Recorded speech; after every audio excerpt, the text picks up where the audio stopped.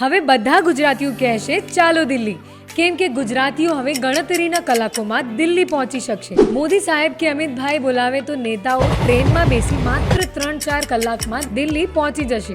વાત એમ છે કે અમદાવાદ મુંબઈ બાદ બુલેટ ટ્રેનનો વધુ એક પ્રોજેક્ટ શરૂ થવા જઈ રહ્યો છે. કેન્દ્ર સરકાર અમદાવાદ દિલ્હી વચ્ચે બુલેટ ટ્રેન દોડાવવાનું પ્લાનિંગ કરી રહી છે. આ રૂટ પર બુલેટ ટ્રેન દોડાવવા સર્વે રિપોર્ટ તૈયાર કરી કેન્દ્ર સરકારને મંજૂરી માટે મોકલી દેવાયો છે. બસ એકવાર કેન્દ્ર સરકારનો ગ્રીન સિગ્નલ મળે એટલે બુલેટ ટ્રેન માટે જમીન સંપાદનની કામગીરી શરૂ કરી દેવાશે. અમદાવાદના સાબરમતીથી દિલ્હીના દ્વારકાના સેક્ટર 1 સુધી બુલેટ ટ્રેન દોડાવવાની તૈયારીઓ કરી લેવાઈ છે. નેશનલ હ્યુમન રાઇટ કમિશન એટલે કે NHRC દ્વારા 886 કિલોમીટરના આ રૂટ પર 13 રેલવે સ્ટેશનો તૈયાર કરાશે. બુલેટ ટ્રેનના આ રૂટ પર રાજસ્થાનમાં સૌથી વધુ 7 સ્ટેશન બનાવાશે. ગુજરાતમાં 3, હરિયાણામાં 2 અને દિલ્હીમાં પણ 1 સ્ટેશન બનશે.